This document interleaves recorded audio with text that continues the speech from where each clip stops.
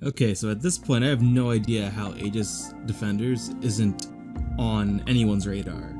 I just started playing this game, and to sum it up, it's a 2D platformer tower defense.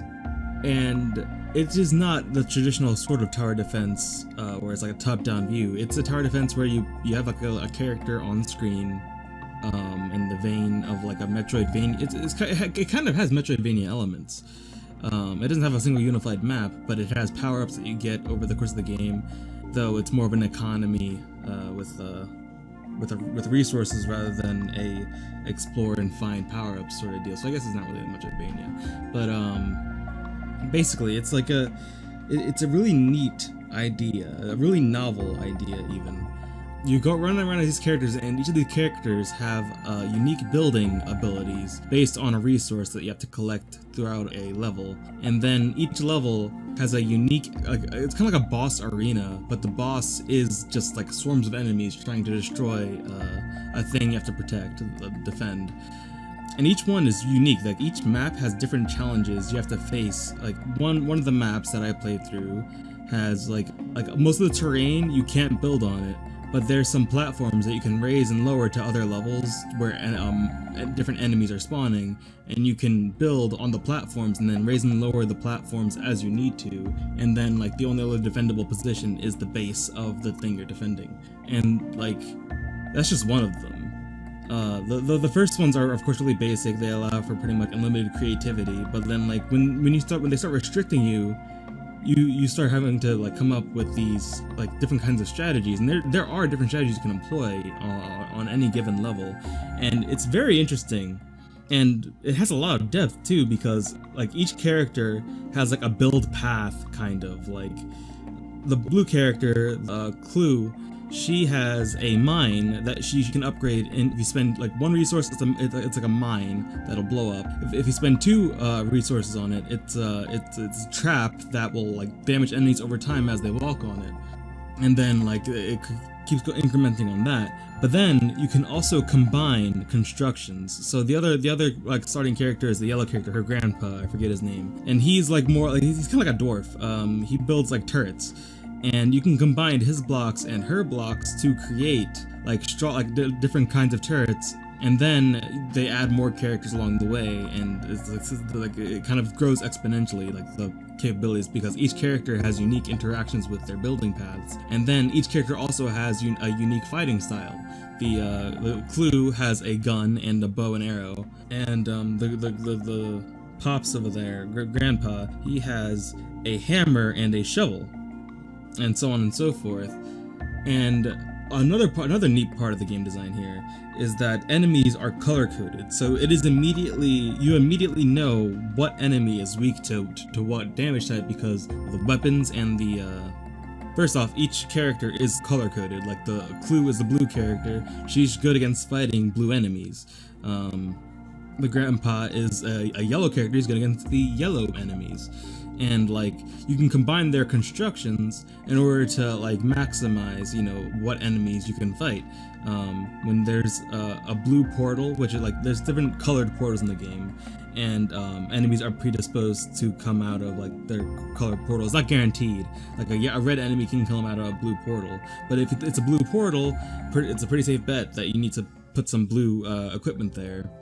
And if you have if you have two layers on the map, and there's like a blue portal up top and a yellow portal on the bottom, eventually they'll have to connect, because like all the maps center in on the objective, the thing you're defending, and so you can set up closer to the defense like a blue yellow the tower defense, and like that's not your only option. Like there are tons of options in this game, and like each level is designed so that like you can approach it in many different ways. It's very conducive to creative energy. Like if you're a creative person, this is a game that'll allow you to like just think outside the box, like succeed in a level in a way that no one was expecting you to.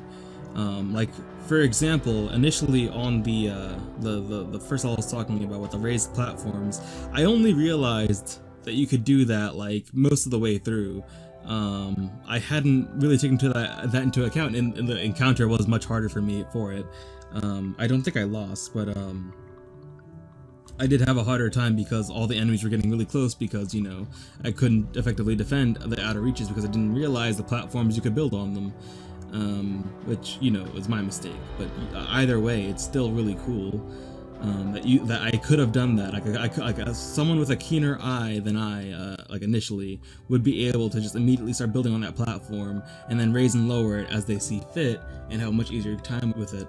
So yeah, it's a very interesting game, and they have a game mode where you can like there's like a credit sequence playing while you're like on a map, and like there's no consequence to losing, but like you can hit the credits and they spawn enemies and money and stuff, and like there's a bonus if you get so many credits, like it transfers into in-game currency. I have fun just doing that. Like just doing that is fun. Now this game does have some kind of decisions. Like, well, like first off, the game looks really pretty. The pixel art is great, and the maps are they're all wonderful looking. Though they like, it's really jarring because they have all this pixel art. Like the maps and everything are pixel art, even though they're incredibly high quality. They're all pixel art. But then like when during a cutscene, they would switch to like a more hand-drawn art style thing. It's a little bit jarring. Like it's not entirely jarring. It's reminiscent of Shantae, though Shantae and the Pirate's Curse. Those drawings are way better. But they're serviceable, you know. Like I'm not really criticizing that aspect. I just don't much like it. If the characters, it's just like the style that they're in just it doesn't look very good. Well, like that's not fair. It looks fine, but it's just not my thing. But anyways, another interesting part of the game. Okay, so there's like two kinds of currencies, right? There's a currency for upgrading your equipment. Like you can have a level, like your turrets can have level up upgrade sort of deal, and you can prioritize certain turrets over other turrets. Like you can maximize your mine damage, for example, if you wanted to do that, or you can maximize your like yellow turret damage or whatever. And how you get this currency is mainly through completing side objectives during different missions, but there also seems to be a way to gain more of this currency that used to upgrade stuff by the dialogue tree in the game. Now the dialogue tree isn't very innovative. It's just like you're primarily playing as the girl Clue, the blue one, and you seem like there doesn't seem to be like a really tangible in-game consequence of your options, like dialogue options. However, some dialogue options yield more of the because whenever you like hit like a dialogue option, you get like a range of currency, and from what I could gather, it seems to be that the phrase that is the most in character for a character will get you bonus currency. Now, this is interesting. It's an interesting game choice, and like it could work. I could see a version of this that works. Though in this game, like they basically start doing it from like the very first decision that you get, and you don't really have a grasp of any of the characters yet. Like you just immediately you know that the girl is like cocky and like headstrong and stuff. That's about all you can do. So you can try to guess the most headstrong, cocky thing the girl can say, but even then sometimes it doesn't really work because she does have subtleties to her character. Like each character does have subtleties to them. So you like sometimes it's just random chance whether or not you get like 3 of this currency or just 1.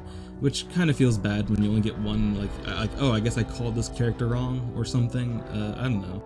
I feel like in a more long-form narrative game, like a game that is more about its characters and narrative and stuff, because this game is like 80% gameplay. Like this, like I like this game as a game. It has problems with some of its game design that like I kind of don't care about because the game, like the main gameplay loop is so enjoyable.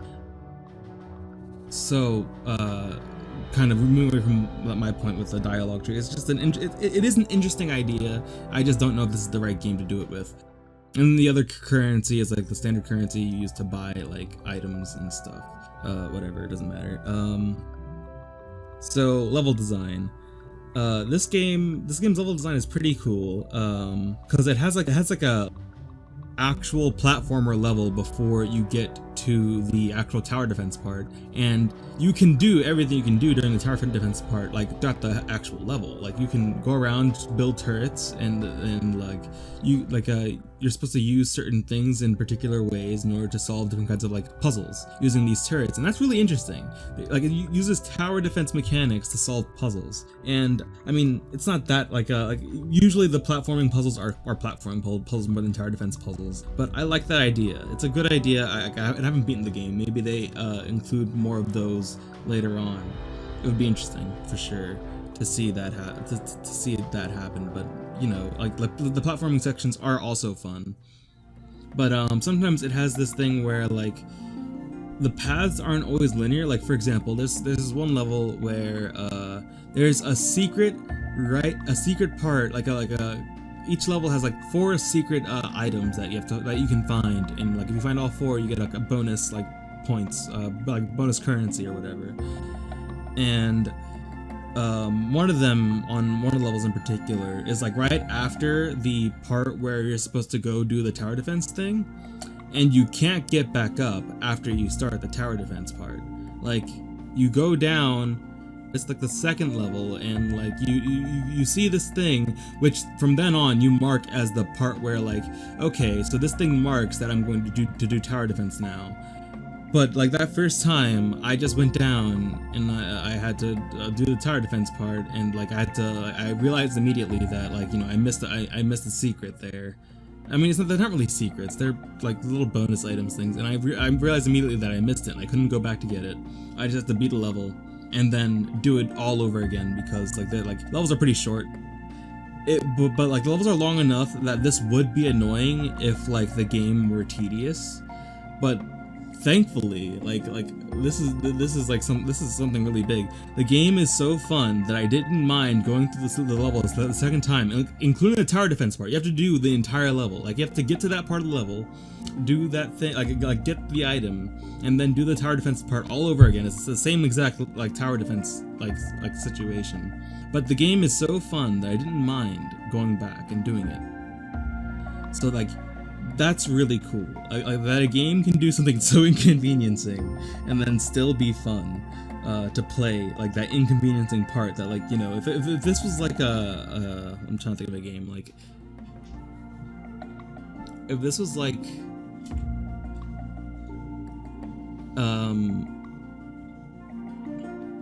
shit, what's a game where like I couldn't be bothered to do it. Like any game with like a longish level, any game with like longish levels, like I wouldn't be able to do this. Like fuck, I'm looking at my games on my computer and I can't see anything here that like you know, it fits the bill for this, because they're not the same kind of game with levels and stuff. I haven't played a game with levels. Well, no, Shantae has levels, but it's more. I can't think of anything right now. But there are games where certainly I couldn't be bothered to go back and find, like, you get that one secret thing for a couple extra bucks on the currency. But this game is good enough that, you know, I went back and I did it, and I still had fun. Like, recall I said that, like, you know, it has like this little bonus area where like the credits roll, and like you can hit the credits give you fiat currency kind of, and then if you hit milestones, it'll give you actual currency in turn. And I played that so far like 4 or 5 times in my like 2 hours of playing this game, and I have fun each time. Like it is actually fun hitting all these credit things and trying to manage, because like how it works is like you hit the credits, like, and you get money, and then the credits spawn enemies, and like they also have constantly spawning enemies. So like the idea is you play tower defense, and if the thing hits the your centered tower thing, you lose credits, and so that's why you have to keep them from hitting the thing, because then you lose all your progress, and like you can get a lot of money from this. like a lot of in-game currency. So the tension is there. The level isn't very well designed. Like it's a pretty basic level, but like I think it's well enough designed for this sort of simple task. And like it's very conducive to just running around and collecting money, because like there's no complexity to the level. It's just like you hit you use clue. The strategy I used is like I put all of the guys that I have so far in my party, I put them towards like the thing to act as their own, like, because you can set your NPCs, not NPCs, you can set your like the characters that you can control as kind of towers themselves in their own right. Like the grandpa will like constantly defend the like block, and he's basically kind of like a wall. I mean, he gives, like, every time he's hit by an enemy, he gives an inch, but like he kind of acts as a barrier. And at this point, I have like the monk guy who's he's kind of like a sorcerer sort of deal. Like he shoots fireballs. I have the grandpa guy stand at like the foot of the machine thing, and I have the monk behind him, and so they're keeping that busy, and I can get clue and just start shooting at the credits, and like I start getting resources and stuff, because the credits also give you like the in-game resources where like you can start building stuff, and so then I try to like just shore up those defenses, and it's a lot of fun. It's like that like simple like map design where it's like 5 platforms tops, and it's still fun. Like it's like 3 layers, and it's still fun. So yeah, it's a good game. You should play it. It needs to be more popular. Like I kind of like I just started this stuff, so I haven't said it on here, but like I've said this about like Hollow Knight, even though Hollow Knight blew up in a big way, which I'm happy about. Team Cherry deserves it. They're geniuses. But like this game also is made by people, like it's a much bigger production, mind you, but like it's still no less good. Like it's very good. It's a very good game, and it should get more recognition because it's a very novel idea that was executed very well. I would caution to say perfectly but I don't have any context for this kind of game because it's very unique, but it's like I know that I have a lot of fun. That's it. See ya. Hey, wait right there. I wasn't finished. Like the video, please, and also subscribe and Patreon. Okay, bye.